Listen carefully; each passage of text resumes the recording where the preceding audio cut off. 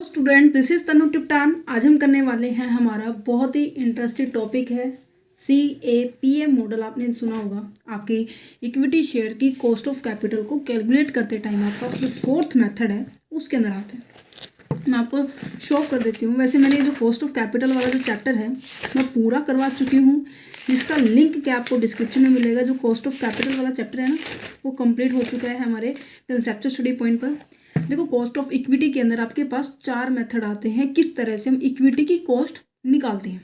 देखो, जैसे जैसे ड्यूरेशन आती गई, जैसे जैसे चेंजेस आते रहे, लोगों को कमियां नज़र आने लगी पिछले मेथड के अंदर, तो क्या वो नए नए मेथड्स क्या बनने लगे, इवेल्युएशन होने लगा इनका। राइट। आज हम इसके मोस्ट इम्पोर्टेंट जो कि 4 नंबर में आपके पास जो है एग्जाम को में आपको देखने को मिलेंगे, CAPM, जिसको हम कैपिटल एसेट्स प्राइस मॉडल कहते हैं। इसे हम जस्ट एक छोटे से एग्जाम्पल के साथ करेंगे और उसके बाद आपको क्या है, पूरा कंसेप्ट क्लियर हो जाएगा कि एक्चुअल में इसमें पूछा क्या हुआ है। ठीक है।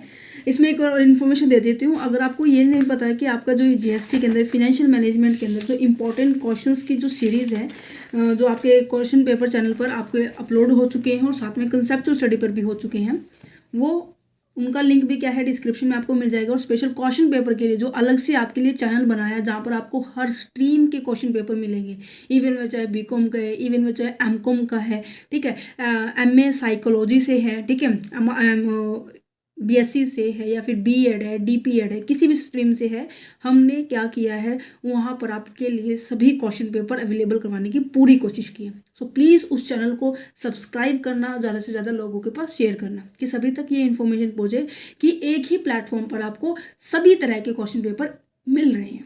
ठीक है, तो शुरू करते हैं हमारे कैपिटल एसेट्स प्राइस मॉडल। देखो, आपको पता होगा कि इसका फॉर्मूला ये है, बट ये फॉर्मूला आया कहाँ से। मैं आपको कभी भी कोई भी फॉर्मूला रट्टा नहीं मरवाती, मैं उसको समझाती हूँ कि किस तरह से कोई भी फॉर्मूला बनता है। मैंने आपको यही समझाया ना। आज यही देखेंगे, RF प्लस के बीटा RM माइनस के RF ये है क्या। देखो, एग्जाम्पल के साथ समझते हैं। हम एक शीट ले लेते हैं जहाँ पर हम एक प्रॉपर समझाएंगे आपको, तो यही समझा देते हैं। चलो, सबसे पहली बात क्या है, मैं आपको आपसे ही क्वेश्चन पूछूंगी, आपको आंसर देना है। ठीक है, जैसे कि मैं खुद हूँ, मेरे पास क्या है, 10 लाख रुपए हैं। कितने लाख हैं? 10 लाख रुपए हैं।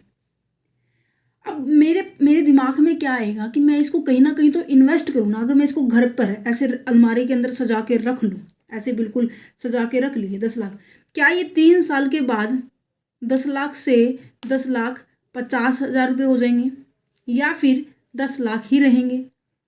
3 साल के बाद घर अगर मैंने रखे हुए हैं तो बताइए मुझे, नहीं होंगे ना, ये 10 लाख ही रहेंगे। राइट। अगर मैं इस पैसे को कहीं इन्वेस्ट करूंगी तो क्या पता इस जो 10 लाख से कुछ ज़्यादा हमारी पूंजी हो जाए, है ना। जब भी हम बैंक के अंदर पैसा जमा करवाते हैं, पर्पज़ क्या होता है कि एक तो वहाँ पे सिक्योरिटी है कि हमारा पैसा जब हम चाहेंगे तब हम निकलवा सकते हैं, है ना। और दूसरा पर्पज़ ये है कि बैंक में पैसा डिपॉजिट करवाने पर हमें क्या मिलता है, इंटरेस्ट मिलता है ना। वो जो बढ़ी हुई अमाउंट होती है ना, जो बढ़ी हुई अमाउंट होती है उसे हम इंटरेस्ट कहते हैं। मैंने यहाँ पर इसके 50,000 रुपये जोड़ दिए, तो ये जो 50,000 रुपये है इसको हम एज ए इंटरेस्ट ट्रीट कर सकती हूँ मैं, है ना जी। हाँ, आपकी पासबुक के अंदर आपने देखा भी होगा ना, ये छोटे बच्चे थोड़ी ना हो, मैं आपको इस तरह से समझा रही हूँ, बट फिर भी मैं आपको इस तरह से क्यों समझा रही हूँ कि आपको रट्टा ना मारना पड़े। सही है, सही बात होगी ना। तो बैंक के अंदर जब भी आप पैसा जमा करवाते हो, या फिर पोस्ट ऑफिस डिपार्टमेंट के अंदर आप पैसा जमा कराते हो, या फिर LIC के अंदर पैसा जमा करवाते हो, म्यूचुअल फंड के अंदर पैसा जमा करवाते हो, तो पैसा जमा करवाने का मतलब क्या होता है, मतलब क्या होता है कि आपने जो जमा करवाया ना, तो कुछ टाइम पीरियड के बाद इस टाइम की क्या मिले आपको, वैल्यू मिले, इस टाइम का क्या मिले आपको, कैश में कुछ मिले। और जो मिलता है ना उसे हम एज ए इंटरेस्ट कहते हैं, है ना, कि पैसा बढ़कर आ रहा है। आपको लालच नजर आ रहा होगा कि अगर मैं इसको घर रख रहा हूँ तो मेरे 10 लाख ही रहेंगे, अगर मैं इसको बाहर जमा करवाऊंगा तो मुझे 10,50,000 रुपये मिल जाएंगे, है ना। तो आपसे मैं पूछ रही हूँ, अगर मैं ये कहूँ कि जो 10 लाख रुपए हैं, SBI वाले से मैंने पूछा कि आप, अगर मैं पैसे आपके पास जमा करवाती हूँ तो मुझे रेट ऑफ इंटरेस्ट मिल रहा है, रेट ऑफ इंटरेस्ट ROI से मैं डिनोट कर रही हूँ, वो मिल रहा है 10%। वहीं एक तरफ क्या है आपकी, मान लीजिए PQR लिमिटेड कोई कंपनी है, ठीक है, उसने उस कंपनी वाले बोले कि ये जो पैसा है ना आप हमारे पास डिपॉजिट करवाओ, इन्वेस्ट कर दो और हम देंगे आपको 10% इंटरेस्ट। कंपनी में जब भी हम पैसा इन्वेस्ट करते हैं वो थोड़ा सा क्या होता है, रिस्क ही होता है, रिस्क फुल्ली रिस्क होता है इसके अंदर। और जब हम किसी बैंक के अंदर डिपॉजिट कराएंगे तो यहाँ पे क्या होगा, रिस्क फ्री होगा, राइट, समझ चुके हो, रिस्क फ्री होता है। अब ये बंदा है, मान लीजिए ये मैं ही हूँ, मेरे पास जो 10 लाख रुपए रखे थे, ठीक है, मैंने सोचा कि अगर मैं SBI में करवाऊँ या फिर PQR में करवाऊँ, किस में फ़ायदा नज़र आ रहा है मुझे। सिचुएशन नंबर 1 कि मैं पैसा कहाँ डिपॉजिट करवाऊँ, SBI या PQR में। इसमें करवाओगे नहीं ना, आप इसमें करवाओगे कि ये तो एक तो पहली बात तो रिस्क फ्री है और 10% यही दे रहा है, 10% यही दे रहा है, क्यों मैं रिस्क लूँ इसके लिए, मैं क्यों रिस्क लूँ। तो मैं इसके अंदर क्या करवाऊंगी, डिपॉजिट करवाऊंगी, यहाँ से बेनिफिट लूँगी। फिर आ जाता है कि ये चाहता है कि ये जो मैं हूँ जो तनु टिप्टान है, कि ये जो तनु टिप्टान जो कस्टमर है ना ये मेरे पास ही आए, ठीक है, मेरे पास ही आए। तो ये क्या करेगा, PQR लिमिटेड क्या करेगा, अपनी जो रेट है ना ये रेट को वो इंक्रीज कर देगा। मान लीजिए इसने इंक्रीज कर दी 15% या फिर 25% कह लीजिए, ठीक है, इसने 25% इंक्रीज कर दी। तो मैं क्या सोचूंगी, एक तो मुझे 10% इंटरेस्ट मिल रहा है, एक मुझे 25% इंटरेस्ट मिले। अब देखो 10 लाख का मैं दोनों इंटरेस्ट निकाल के दिखाती हूँ कि अमाउंट में फ़र्क मिलेगा। देखो ऐसे कैलकुलेट, 2 2 4 1 5, 1 2 3 4 5, 1 लाख रुपए हो गए, ठीक है। SBI वाले कहते हैं कि हम आपको रेट ऑफ इंटरेस्ट देंगे 1 लाख रुपए, किसके ऊपर, 10 लाख के ऊपर। PQR वाले क्या कह रहे हैं कि हम देंगे 10 लाख के ऊपर 25%, मतलब 25 लाख, एक सेकेंड, 25 लाख नहीं हुआ, 2,50,000 होगी मेरे हिसाब से, 3 4 1 2 3 4 और 25, 2,50,000 रुपये देंगे। तो मेरी बुद्धि कहाँ जाएगी, मेरी बुद्धि जाएगी कि मैं PQR में करूँ, चलो रिस्क है पर मुझे अमाउंट भी तो 1.5 लाख रुपए एक्स्ट्रा मिल रहा है, मिल रहा है ना। तो कस्टमर को अट्रैक्ट करने के लिए जब कोई कंपनी या जब कोई बैंक, जब कोई भी प्राइवेट इंस्टीट्यूशन अपने रेट ऑफ इंटरेस्ट को इस लेवल तक पहुंचाता है, उतने ही लेवल तक पहुंचेगा जो कि आपकी क्या है, मैक्सिमम रेट होगी। क्या होगी ये, मैक्सिमम रेट भी बोल सकते हैं, और इसको हम क्या कहते हैं, मैक्सिमम रेट रिटर्न बोल देते हैं, और इसको हम मार्केट रिटर्न बोलते हैं, ठीक है।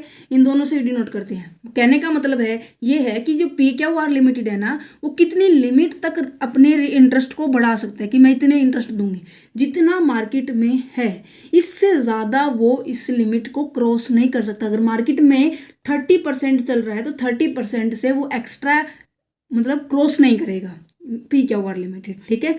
मान लीजिए हमारी कंपनी के अंदर 25% ही क्या है, 25% ही हमारा मार्केट रिटर्न है।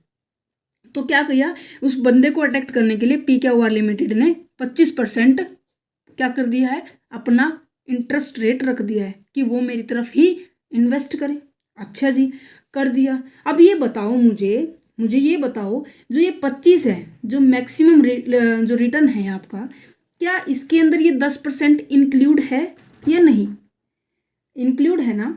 कारण क्या है कि इस 10% को एक्सीड कर ही तो क्या किया है, 25% किया है। तो इसका मतलब ये है कि 25% में 10% इंक्लूड है और एक्स्ट्रा में कितना है, 15% की 25 माइनस के 10 तो कितना हो गया, 15।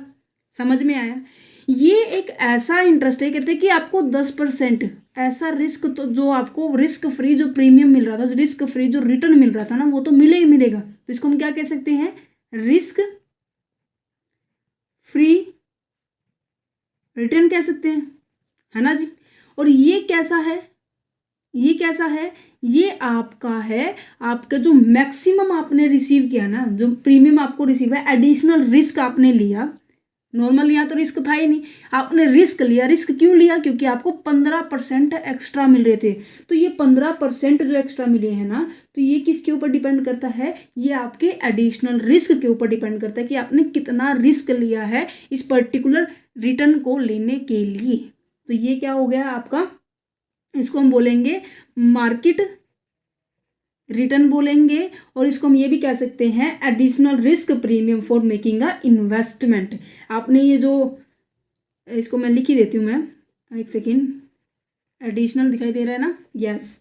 देखो कंसेप्ट के साथ करोगे ना तो कोई भी चीज़ मुश्किल नहीं है, मेरे हिसाब से कोई भी चीज़ मुश्किल नहीं है, और कॉमर्स स्ट्रीम में तो एक भी चीज़ मुश्किल नहीं है, हर चीज़ आपकी लाइफ से रिलेट करती है। ये देखो बैंक की, मैंने बैंक का एग्जांपल लिया, और कहीं और का भी एग्जांपल मैं हर अपनी वीडियोस के अंदर लेती हूँ कि आपको पूरी तरह से समझ में आ जाए।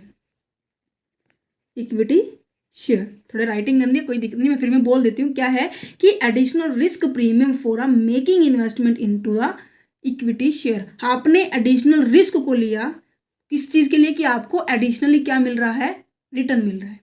ठीक है, ठीक है। और रिस्क जो होता है ना आपका, वो हर कंपनी का क्या होता है, डिफरेंट होता है। मान लीजिए ABC लिमिटेड का रिस्क कम है, PQR का ज़्यादा था, तभी इसने इंटरेस्ट रेट ज़्यादा दिया। तो ये क्या होता है कि रिस्क जो होता है ना, वो किससे डिनोट किया जाता है, बीटा से डिनोट किया जाता है हमारे फिनेंशियल मैनेजमेंट के अंदर।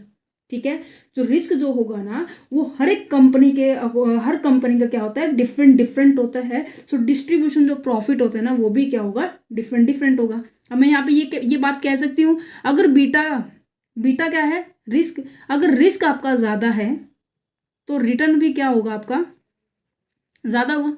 मैंने क्या बोला, इस कंपनी का रिस्क ज़्यादा था, तो यहाँ पर इसका रिटर्न भी ज़्यादा है। अगर इसका रिटर्न जो रिस्क है वो कम है, तो रिटर्न भी क्या होगा, हमारा कम होगा।